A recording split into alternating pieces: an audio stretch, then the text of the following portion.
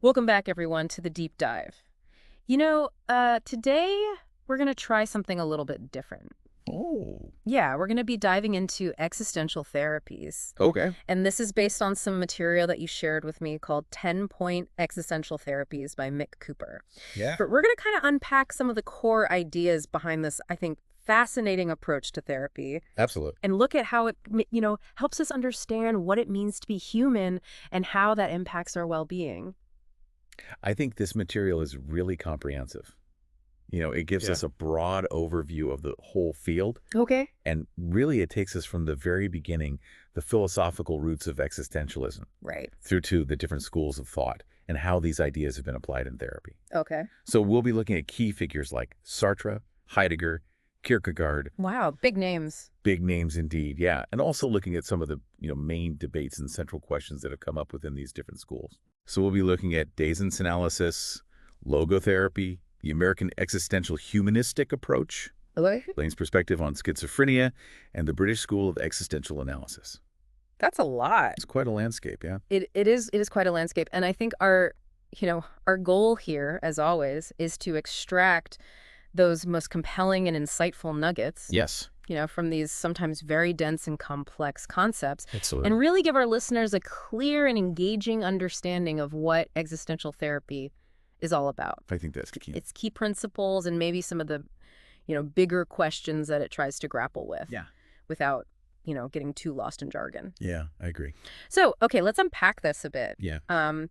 I think to even begin to understand, existential therapy, we have to look at its foundation. Sure. Where does it all start? So at its heart, existential therapy is really intertwined with existential philosophy. Right. And we're talking about thinkers like Nietzsche, Buber, Marcel, Heidegger, Sartre, Kierkegaard, Camus, Jaspers, and Tillich. That's a lot of names. It's a big group. Yeah, it is a big group. It's a diverse group. And what's fascinating is that you have thinkers like Nietzsche, the atheist who famously proclaimed God is dead, Right. alongside Tillich, the theologian. Okay. So they came from very, very different starting points in terms of their beliefs about the world. Right.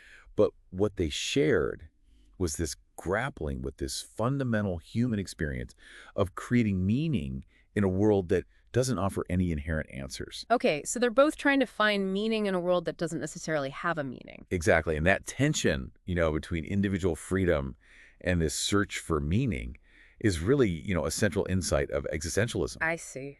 So what's fascinating is that despite these, very different belief systems, Yeah. they shared a kind of family resemblance in how they approached these big questions of existence. A family resemblance even with those different viewpoints. What would you say is the common thread that links them? I think a crucial element is this shared rejection of essentialism Okay. when it comes to understanding human beings. Okay. So they kind of flip the script on how we think about ourselves, Okay. arguing that existence precedes essence. Existence precedes essence. Yeah, so instead of us being born with some kind of predefined nature or purpose, Right. they're saying that we come into the world Yeah. and through our choices and actions, Right. we define who we are. So we don't come with a set of instructions. Our being in the world actually comes first. Exactly. It precedes any inherent essence that's going to dictate what we should be. So instead of having this blueprint for human nature, Right. we're constantly kind of shaping ourselves through the things that we do. Exactly. I see. Yeah, so the concrete reality of your life, your experiences, the choices that you make, Yeah. that's what defined you, not some pre-existing set of essential qualities. Okay. Yeah, I'm with you. And the existentialists felt that trying to reduce a person down to a set of characteristics, Right. no matter how detailed it is, it's still going to miss the unique lived reality of that individual. Oh, interesting. And they also raise this ethical point Okay. that trying to box people into essential categories actually diminishes their humanity. I see. It almost kind of turns them into objects Mhm. rather than these fully realized beings. Like classifying them almost. Exactly. Yeah. The gold collection. Yeah, exactly. All right. And, a key concept that emerges here is Heidegger's idea of being in the world. Okay, being in the world. Yeah, familiar with that one. Yeah, and it really emphasizes that we're not these isolated minds floating around. Right. We're fundamentally connected to and involved in our surroundings. Right. So to understand human existence, these philosophers adopted a phenomenological method. Oh, okay. So instead of, trying to fit the client into some kind of pre-existing diagnostic category. Yeah. Existential therapists are really striving to understand the world from the client's unique perspective, Okay. really focusing on how things actually appear and feel to them. So it's about looking at human experience as it's actually lived Yes. and setting aside all of our preconceptions. Exactly. Setting aside abstract theories and assumptions. Okay, so like really getting into that subjective experience of Yeah. being a person. Yeah. And they rejected this idea of like pure consciousness Okay. or like this separate transcendent ego, Okay. arguing that our existence is embodied and practical. Okay. So we're always engaging with the world in a tangible way through our bodies and our actions. Okay. Okay. So we've got this, grounding in existential philosophy, this focus on lived experience, this focus on freedom Yeah. and being in the world. Yeah. Now, I think what are some of the big, recurring ideas or tensions that kept coming up for these philosophers? So there are several interconnected themes Yeah. that are really central. The first, I would say, is this tension between uniqueness and relatedness. Uniqueness and relatedness. Yeah, so some philosophers like Kierkegaard, they really emphasized the solitary nature of individual existence, Right. suggesting that, each of us has this deep inner life Okay. and, direct connection to something larger. Right. But others, like Buber and Marcel, Okay. they stressed that our fundamental state is being with others, Okay. that we're relational beings through and through. Interesting. So it creates this interesting debate. Yeah. Is our primary experience one of being alone Right. or being connected? And how does that play out in the therapy room? That's a great question. Yeah. I think it comes up, all the time, both for the therapist and for the client. Yeah, for sure. Right? How often are we grappling with that pull between wanting to be seen as an individual, Right. but also having this deep-seated need for connection? Absolutely. Yeah. So I think that tension is always present. It is. It really is. Especially these days. Yeah. So another one, another core theme we see is freedom and choice. Yes. And thinkers like Kierkegaard and Sartre, they argued that human existence is fundamentally free, It is. that we burst into the world We do. without a predetermined path. And Sartre famously said that freedom isn't something that we gain, Okay. but the very essence of what we are. Wow. So it's not something that we earn or that we achieve. It's who we are at our core. Wow. And this really challenges any view that says, our thoughts and actions are simply determined by past events or by external forces. I mean, it's a nice idea, Yeah. but I don't know, does it hold up in the real world? Well, that's a big debate, isn't it? I mean, this Yeah. idea of radical freedom can be both liberating and daunting at the same time. It can. It can be a bit of both. And with freedom, of course, comes the theme of temporality. Temporality. Okay. So existentialists see our existence as very much connected to our past, present, and future. Right. And while the past doesn't control the present, Yeah. in a cause and effect kind of way, Yeah. it's very much woven into how we experience the now. Okay. So Heidegger talks about how our existence takes up its own history. Okay. So who we've been shapes who we are now, Yes, even if it doesn't dictate our every move. exactly. Okay. And while we're free to shape our future, Yeah. existentialists also highlight limitations. Limitations. Okay. Right. So our freedom isn't absolute. Okay. Kierkegaard spoke of possibility and necessity Okay. as two sides of the same coin. Interesting. And Jaspers pointed to limit situations. Okay. So these are like unavoidable parts of being human, Okay. like death, suffering, struggle, guilt, The things we don't like to talk about. the things we don't like to talk about but are very much part of the picture. Right. And Heidegger talked about thrownness, Thrownness. this idea that we're kind of thrown into a particular life, a specific set of circumstances that we didn't choose. Yeah, I see. And of course, death is the ultimate boundary The ultimate boundary. Yeah, for sure. to our existence. And, even chance plays a role, Okay. right? Influencing what happens to us. So it's not all under our control. Not all under our control, no. Okay. And what's interesting is later in his thinking, Heidegger kind of shifted away Okay. from this idea of, humans as masters of the world Okay. to more like custodians Custodians. or shepherds of being. Okay. And he really emphasized Gelassenheit. I'm going to butcher that one. It's a tough one. It's a German word. Yeah. but it's often translated as releasement Releasement. or Okay. abandonment. Okay. So a kind of letting go or non-controlling openness to things as they are. Interesting. So it's a fascinating shift from a sense of control Yeah. to one of stewardship. From the decider Yeah. to the caretaker. Yes, exactly. That is a profound change in perspective. Yeah, yeah. Another crucial theme that we see is mood and anxiety. Yes. And Heidegger argued that we are always in a mood, Yeah. not just, happy or sad, but that our moods are these fundamental ways that we are attuned to the world. Okay. And they give us really important insights into our being. So it's a different way of thinking about mood. It is, yeah. I like it. And anxiety in particular Okay. is seen as a key mood that reveals the truth of our freedom.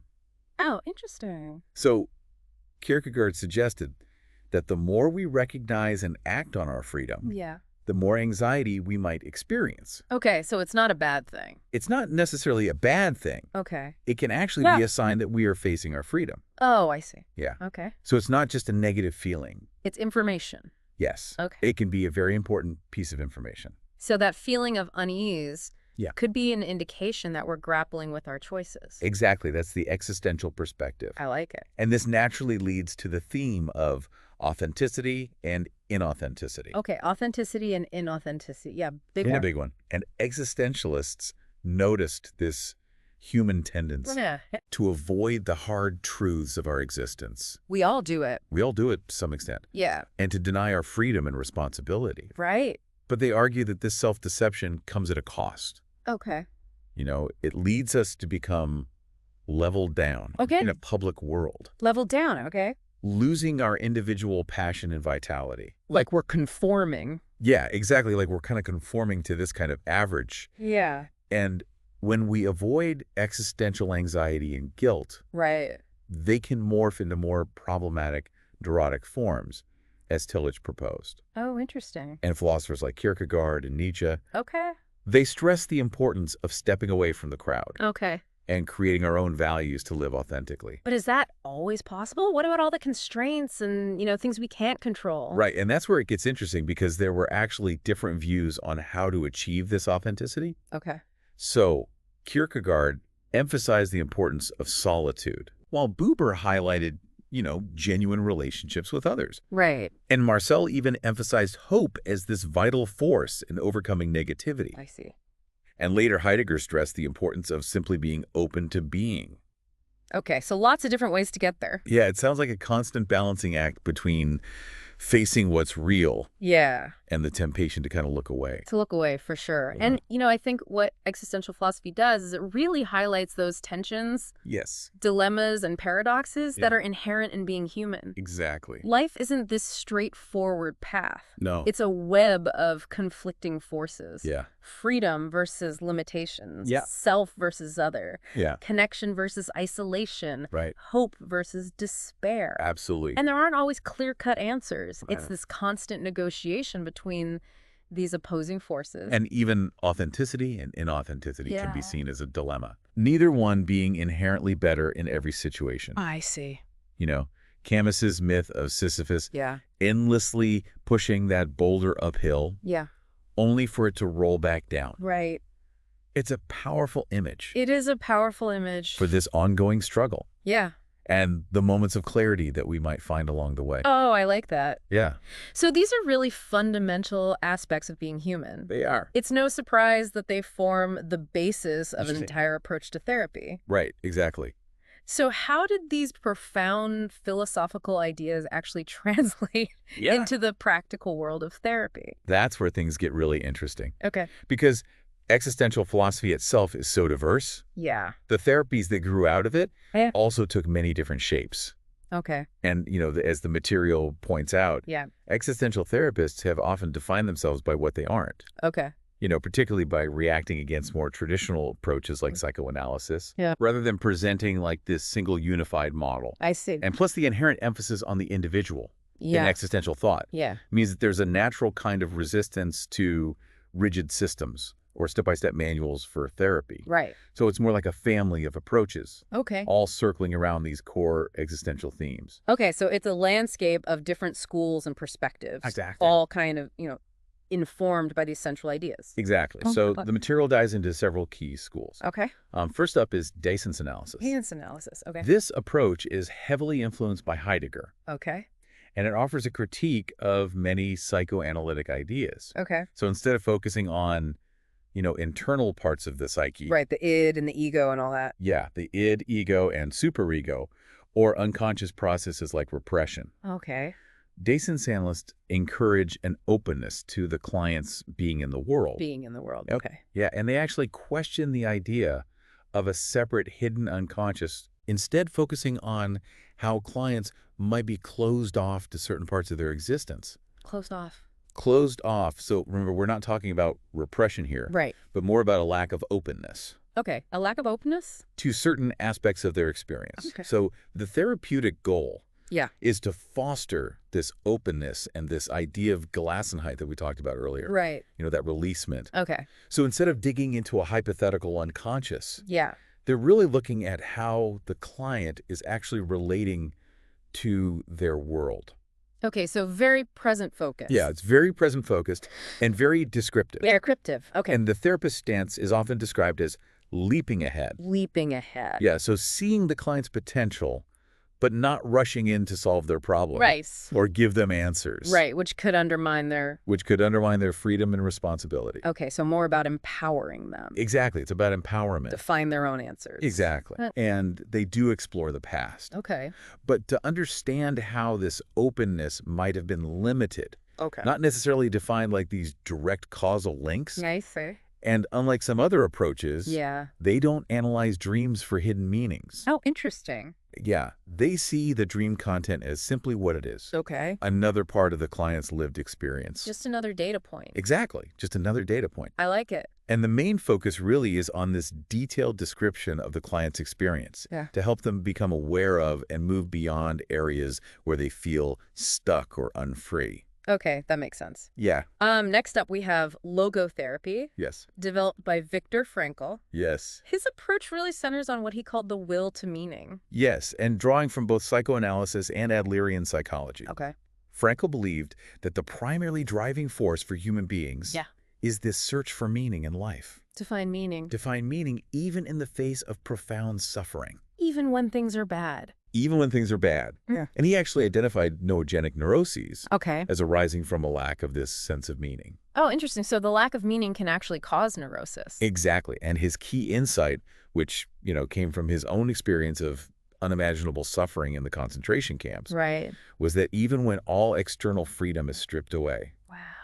the freedom to choose one's attitude and find meaning remains. That's a very powerful idea. It is a very powerful idea, and it really challenges purely materialistic or deterministic views of human motivation. Yeah, I see that. And logotherapy uses specific techniques like paradoxical intention, Okay. dereflection, Okay. and Socratic dialogue Okay. to help clients uncover this sense of meaning in their lives. Okay, and how do they do that? So logotherapy suggests that each individual's life has this unique super meaning or purpose. Okay. And they believe that there's a true meaning to be found in every situation. Okay. And it's our responsibility to discover it. Wow, so no matter what happens, there's a meaning. That's the idea. That's the idea. Yeah, and Frankl even spoke of a human conscience Okay. as this kind of intuitive guide towards this meaning. Wow, okay.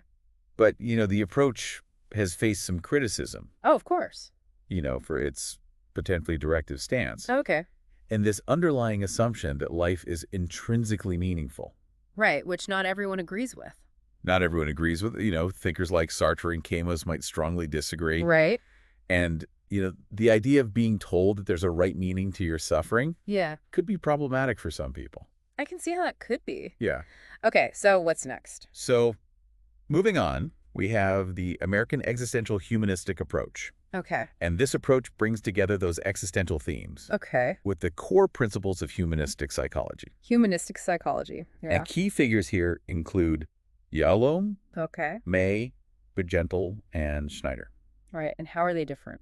So they agree with psychodynamic views that anxiety is a significant factor. But they see the root of this anxiety Yeah. Not in unconscious drives, Okay. but in the awareness of the fundamental realities of existence Oh, interesting. and what Yalom famously called the givens of existence. Givens of existence. Okay. Death, freedom, isolation, and meaninglessness. Not the most fun topics to think about. No, not the most fun topics, but very real and very present. Right, for sure. And this approach really emphasizes the subjective experience of the individual, Okay. the importance of the therapist being genuinely present with the client, Okay.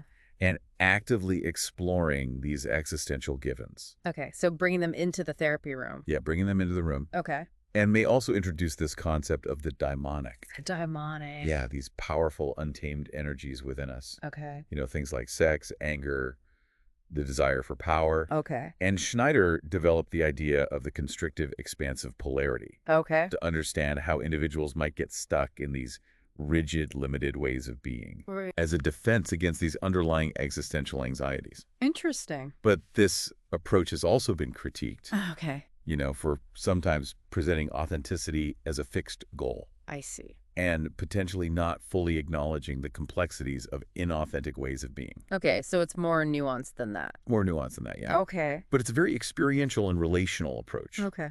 really focused on bringing these fundamental existential anxieties into the open. Yeah. All right. So far, so good. So far, so good. Next, we have R.D. Laing Okay. and his existential model of schizophrenia. Schizophrenia. Okay. And Laing's work was quite radical for its time. Okay. You know, he really focused on understanding the lived experience of psychosis. Okay. And he drew on existential philosophy, Yep. as well as British object relations theory. All right. And he introduced this concept of ontological insecurity, Okay. which is this really profound sense of not feeling real or whole. Wow. That's heavy. Yeah, it's a heavy concept. Yeah. And he described how this might manifest in different ways, Okay. like a fear of being engulfed by others, Okay. a sense of inner emptiness or implosion, Okay. a feeling of being frozen or petrified. Okay. And he proposed that, you know, what we often label as schizophrenic behavior Yeah.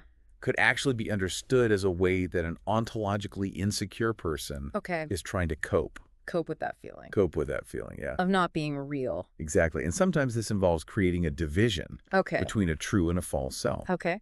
And Laing really emphasized the importance of empathic understanding Okay. and genuine realness in the therapeutic relationship. Okay.